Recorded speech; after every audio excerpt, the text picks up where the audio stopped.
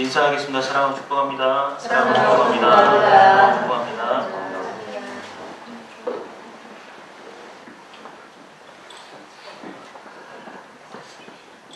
네, 오늘 말씀도 여러분 잘 아시는 말씀이죠. 저희 교회 강단에서 이제 처음 선포되어지는 말씀이긴 한데요.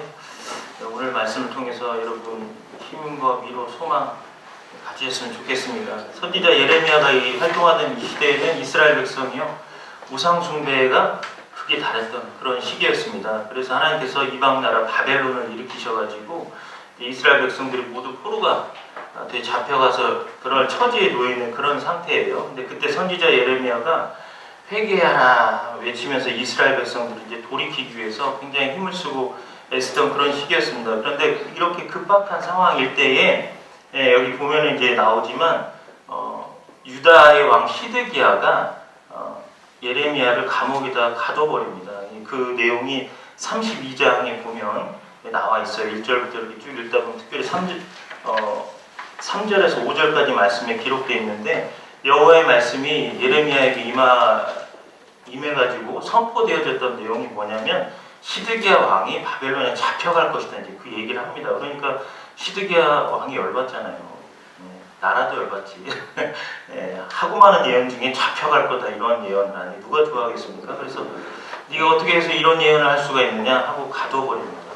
이런 상황에 있어요. 그렇지만 이제 오늘 말씀 33장에서는 두 번째 여호와께서 임하셔서 예언을 해주신 그런 내용이 나옵니다. 그러면서 하나님의 놀라운 계시가 그때 이제 두 번째 임하시면서 말씀을 해주신다는 거죠. 오늘 말씀으로 하나님이 하신다는 것, 2절 말씀에 있는 것처럼 예레미야는 자신이 할 수 있는 대로 이스라엘 백성들에게 회개하라고, 또 여호와께 돌아오라고 자기의 온 힘을 다해서 나라를 구하려고 노력했던 그런 부분이 있습니다. 그러나 이제 예레미야가 어때요? 감옥에 갇혔으니까 자기가 할 수 있는 그런 일들이 없잖아요. 메인 몸이기 때문에 어떤 일도 할 수가 없는 그런 상황입니다.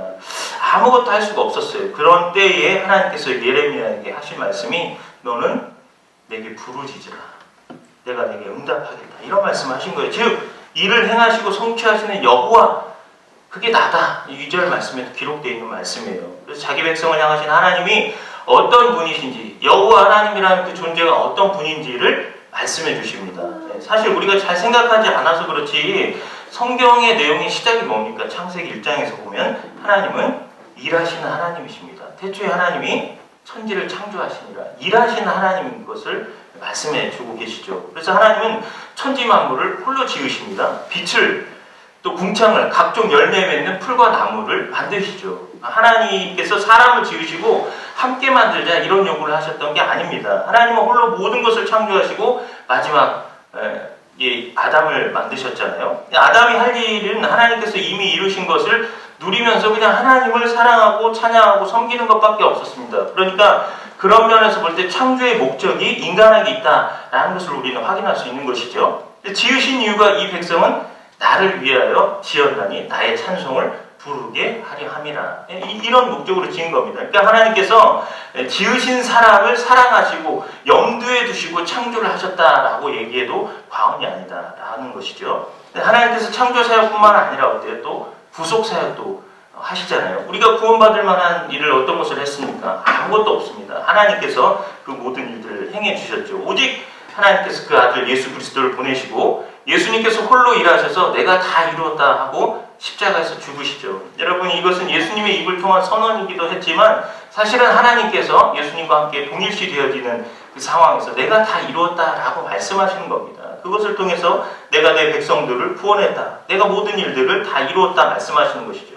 그 결과 남녀노소, 빈부, 귀천할 것 없이 예수님을 믿기만 하면 용서함을 받는 것이고 다 구원에 이룰 수 있다 하는 것을 말씀하고 계십니다. 아버지의 사역을 아들 예수 그리스도를 통해서 또 이루시잖아요. 우리가 요한복음 13장에서도 확인했지만 세상에 있는 자기 사람들을 사랑하시되 끝까지 사랑하시니라. 이게 하나님께서 우리에게 행하신 일이고 베푸신 일이라는 것이죠. 이사야서 53장 말씀에 보면 그는 실로 우리의 질고를 지고 우리의 슬픔을 당하였거늘 우리는 생각하기를 그는 징벌을 받아 하나님께 맞으며 고난을 당한다 하였노라. 그가 찔림은 우리의 허물 때문이요 그가 상함은 우리의 죄악 때문이라. 그가 징계를 받음으로 우리는 평화를 누리고 그가 채찍에 맞음으로 우리는 나음을 받았도다. 우리는 다 양 같아서 그릇 행하여 각기 제 길로 갔거늘 여호와께서는 우리 모두의 죄악을 그에게 담당시키셨도다. 이렇게 예수님께서 친히 모든 일들을 예언되어진 대로 그렇게 짊어주셨다는 것이죠. 홀로 우리의 병을 짊어주셨고 우리의 가난, 우리의 고통, 우리의 오해 모든 것들을 다 짊어주셨습니다. 그래서 예수님이 십자가에서 다 해결하셨고 사망과 음부도 예수님께서 정복해 주셨기 때문에 우리가 부활 소망과 저천국에 갈 수 있는 소망을 가질 수 있게 된 것이지요. 주님께서 다 이루어 주셨습니다. 우리의 공로는 찾을 수도 없고 있을 수도 없다 하는 것을 우리는 확인합니다. 그러나 구원을 얻은 우리가 해야 할 일이 있는 것이죠. 예수님이 다 이루신 것을 알고 믿고 받아들이고 감사하면서 주님을 섬기는 것, 그것이 우리가 할 일입니다. 우리의 모든 인생의 짐을 주님께 맡기고 주님을 의지하면서 사는 것, 그것이 저와 여러분이 해야 할 일인 것이죠. 예수님께서 마태복음 11장에 뭐라고 말씀하십니까? 수고하고 무거운 짐진 자들아 다 내게로 오라. 내가 너희를 쉬게 하리라. 이렇게 말씀하셨어요. 수고하고 무거운 짐대로 살아라. 이렇게 말씀하시지 않고 수고하고 무거운 짐은 다 예수님께 맡겨놓고 내가 너에게 평강과 위로를 줄 테니 그렇게 살라라고 그렇게 말씀하십니다. 그렇다면 우리는 어떻게 해야 인생의 짐을 주님께 맡길 수 있냐? 그것은 바로 기도하라는 것입니다. 기도. 우리는 기도로서 문제를 주님께 맡기는 것입니다. 하나님께서 예레미야에게 원하신 것이 있었다면 다른 어떤 것이 아니라 기도하라라는 것이죠. 기도하라. 일은 하나님의 것이기 때문에 예레미야가 할 일은 부르짖어서 기도하는 것이었습니다. 이스라엘의 흥망성쇠는 나 여호와에게 달려있지 너희 손에 있지 않다. 내가 할 일은 나에게 일할 수 있도록 기도하는 것이다 라는 것입니다. 살다 보면 예레미야처럼 이런 답답한 상황 속에 있을 수 있습니다. 사방이 막혀서 온통 벽이에요. 벽. 도무지 방법이 없고 내가 산을 넘으려고 기껏 정말 힘써서 정상에 올라서 이제는 숨을 좀 쉬어볼까 하고 올라가 보니까 어때요? 더 높은 산이 뒤에 있더래요. 첩첩산중이라 이거예요. 그런 인생의 어려움들이 있을 수 있다 하는 겁니다. 그러나 그럴 때 우리는 주님께 기도해야 됩니다. 왜요? 우리의 도움이 여호와께로부터 오기 때문입니다. 그리고 우리에게 기도하라고 말씀하신 분이 그 답을 주시겠다는 것이죠. 우리 한번 찾아보죠. 시편 121편 1절에서 8절까지 말씀 보겠습니다. 시편 121편입니다.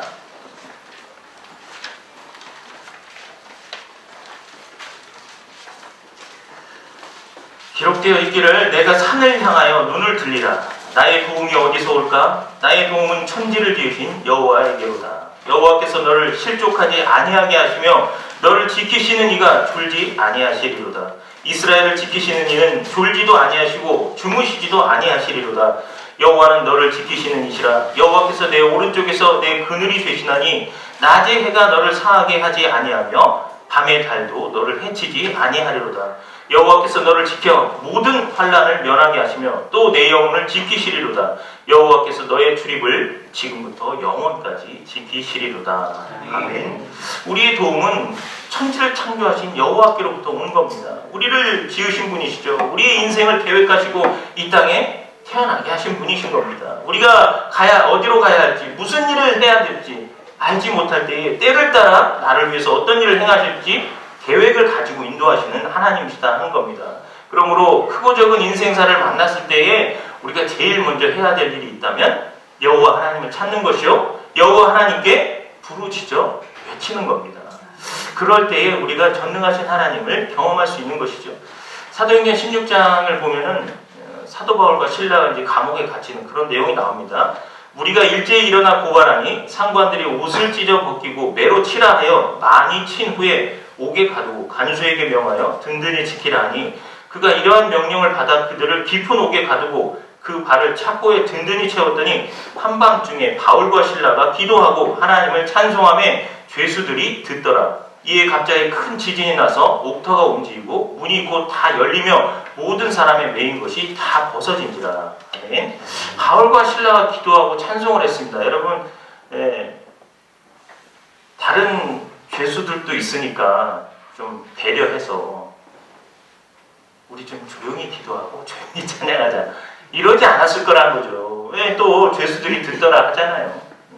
예수 그리스도를 의지하는 사람에게 이런 인생의 문제를 나 혼자 해결하는 것이 아니고 하나님께 맡겨서 하나님과 인생의 문제를 해결하는 겁니다. 그 방법이 기도라는 것이죠. 그런데 하나님께서는 우리가 기도할 때 조용히 묵상하라고 하지 않으시고 외쳐서 기도하라고. 부르짖어 기도하라.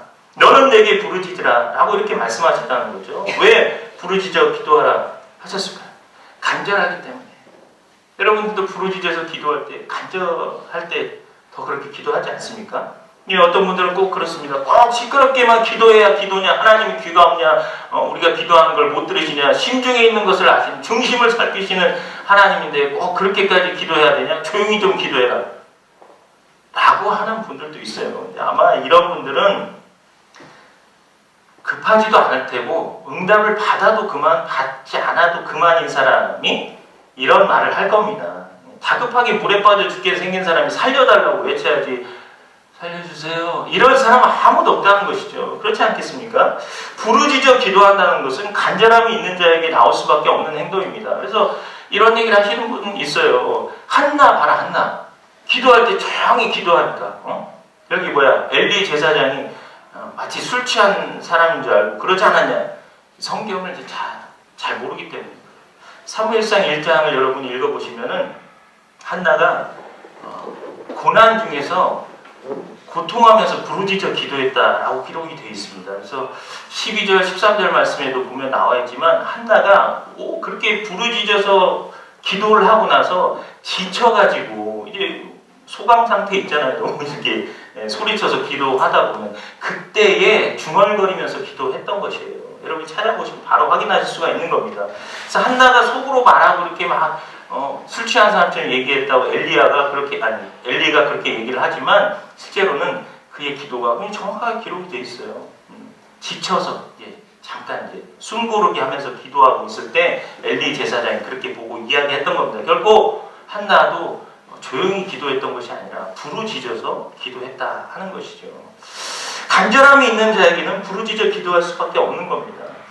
우리 누가복음 8장도 한번 찾아보죠. 누가복음 8장 보겠습니다. 자, 누가복음 8장 43절부터 한번 보겠습니다. 43절부터 48절까지 말씀에 이에 12해를 혈루증으로 앓는 중에 아무에게도 고침을 받지 못하던 여자가 예수의 뒤로 와서 그의 옷가에 손을 대니 혈루증이 즉시 그쳤더라. 예수께서 이르시되 내게 손을 댄 자가 누구냐 하시니 다 아니라 할 때에 베드로가 이르되 주여 무리가 밀려들어 미나이다.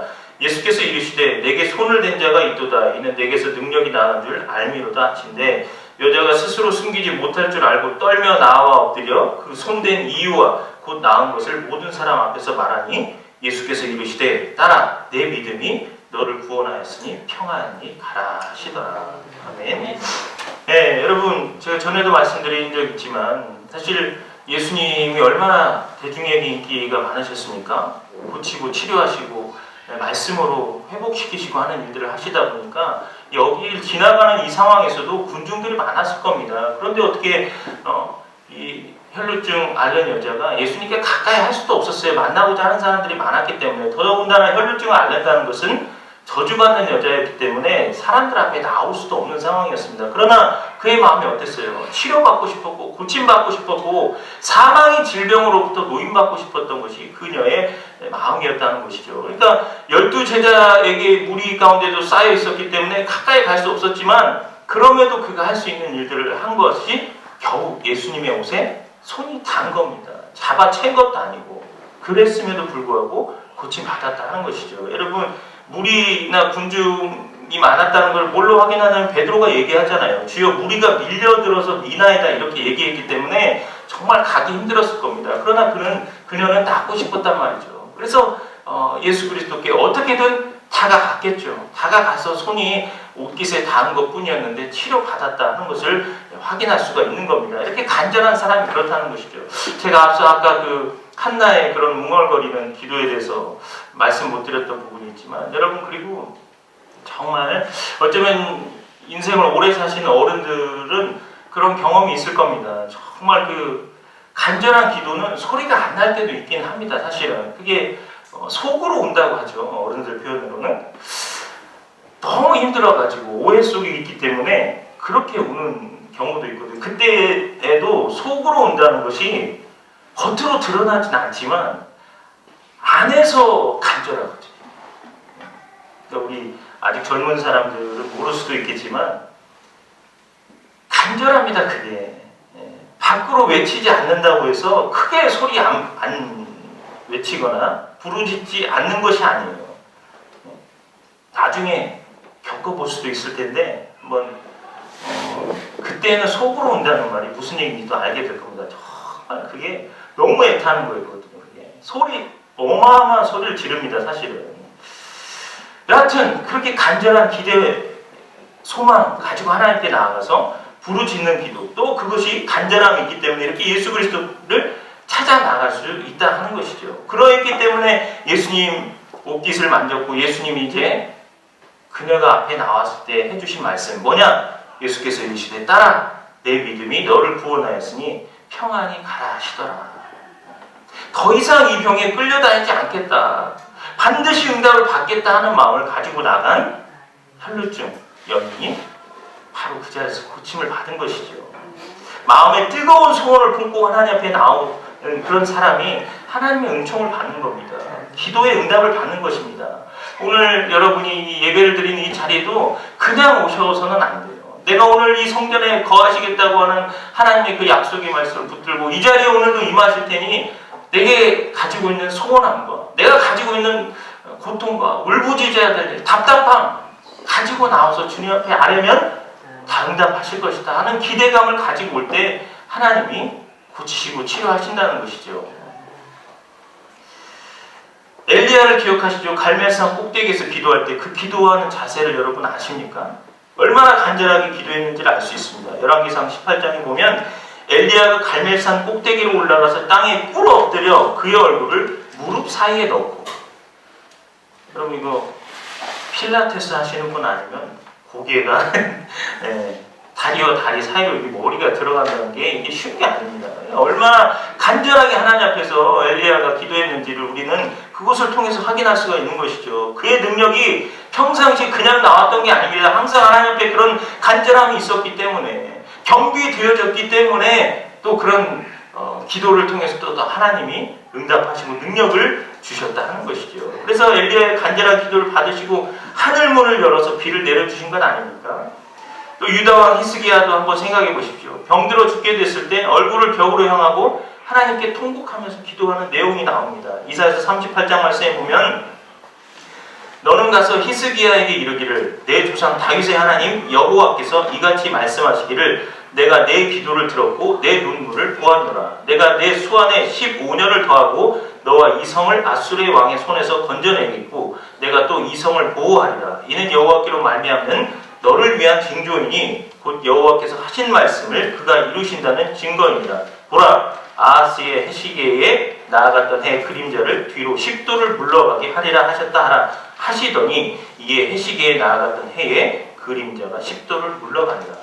아멘. 얼굴을 벽으로 향했다는 것은 사람에게 어떠한 방법도 없다. 그러니까 벽을 잡고 치고 통곡하고 울면서 기도했던 건 아닙니까? 그래서 오직 하나님께 매달렸다는 것을 말하는 것이고 하나님께서 히스기야의 기도를 들으시고 그의 연수를 15년을 더해 주시는 것을 확인할 수가 있습니다. 사랑하신 여러분, 하나님께 부르짖어 기도할 수 있다면 낙심하지 마시고 계속 기도하십시오.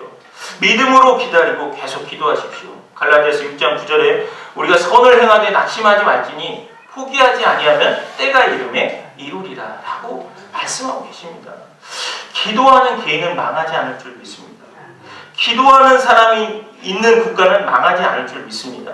왜냐하면 하나님께서 지금도 살아계셔서 그렇게 부르짖고 하나님을 전심으로 찾는 자에게 하나님의 능력을 나타내시고 기도에 응답하시는 그런 하나님이시기 때문이죠. 크고 비밀한 역사를 부르짖어 기도하는 자를 통해서 역사를 베풀어 주시기 때문입니다.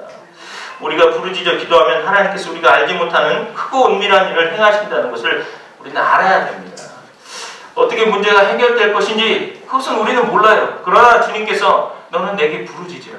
내가 내게 응답하겠고 내가 알지 못하는 크고 은밀한 일을 내게 보이리라. 그렇게 말씀하신다는 거죠.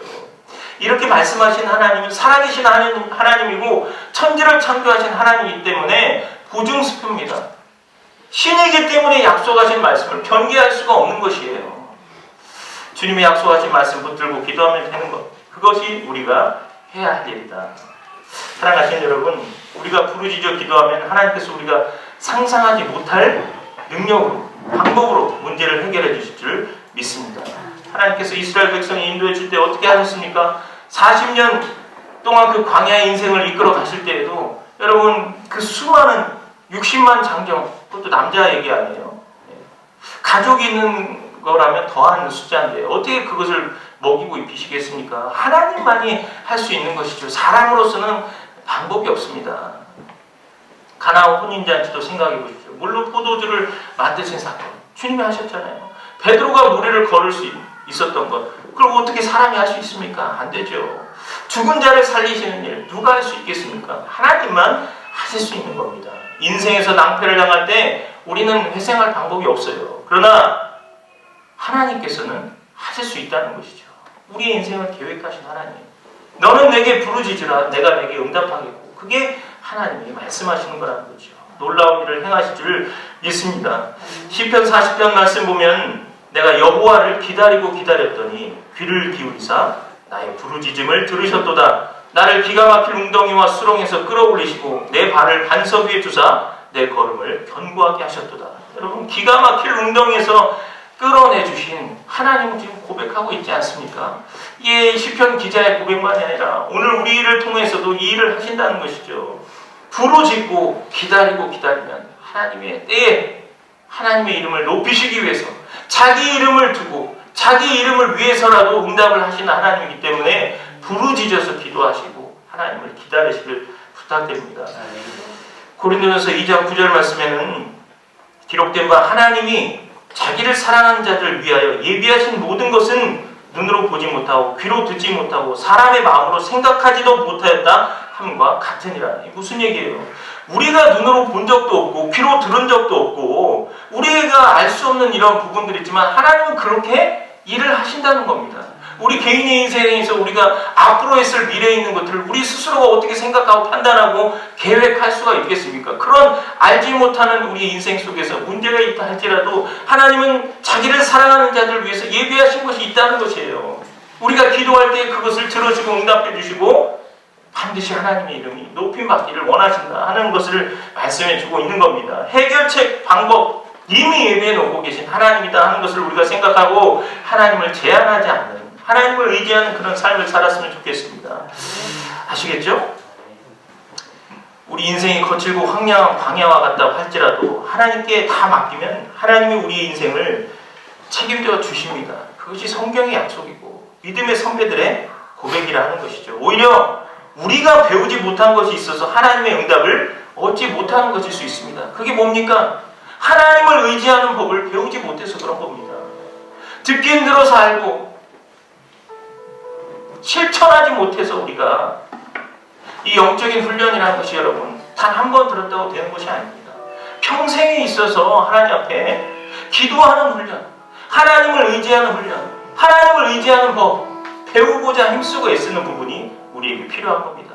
한 번 되어졌다고 다시 잊어버리고 한 번 응답받았다고 하나님을 찾지 않고 이것이 아닌 것이죠. 하나님은 우리 개인의 일평생의 선한 약속과 이끄심과 인도하심입니다. 그 순간을 다 영위하고 누릴 수 있는 것은 여호와 하나님을 날마다 의지하는 법을 배우는 겁니다.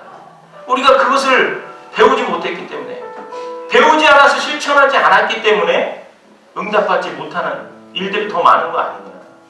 그러나 오늘 성경은 분명히 말씀합니다. 너는 내게 부르짖으라. 내가 내게 응답하겠다. 응답되어 줄 때까지 기도하시는 훈련하시고 응답을 얻기 위해서 하나님을 찾는 그런 저와 여러분의 신앙 고백이 있어야 되지 않겠습니까? 살아계신 하나님이 말씀하셨는데 듣는 그 순간으로 끝나거나 듣는 그 순간에만 아멘 하는 것이 아니라 매일 말씀으로 기도함으로 그렇게 하나님을 찾는 겁니다. 예수 그리스도가 필요합니다. 내가 지금 수렁에 빠져 있습니다. 주님 건져주십시오. 살려주십시오. 나는 내 인생을 모릅니다. 주님이 나를 창조하셨다고 말씀하시지 않았습니까? 내 인생을 책임지시겠다고 말씀하시지 않았습니까? 기도합니다. 하나님 찾습니다. 나를 만나주십시오. 자기 백성을 위해서 이미 일을 행하시고 때가 참에 성취하시는 하나님이십니다. 인생의 어려운 순간 올 때마다 또 오늘 말씀을 붙드십시오. 너는 내게 부르짖으라 내가 내게 응답하겠고 내가 알지 못하는 크고 은밀한 일을 내게 보이리라. 이 말씀을 붙들고 부르짖어 기도하면 죽은 자를 살리고 없는 것을 있게 하시는 전지전능하신 하나님께서 여러분의 삶에 여전히 기적을 베풀어 주실 것입니다. 우리 시간 함께 찬양하면서 하나님을 한번 간절히 찾는 시간을 가졌으면 좋겠습니다.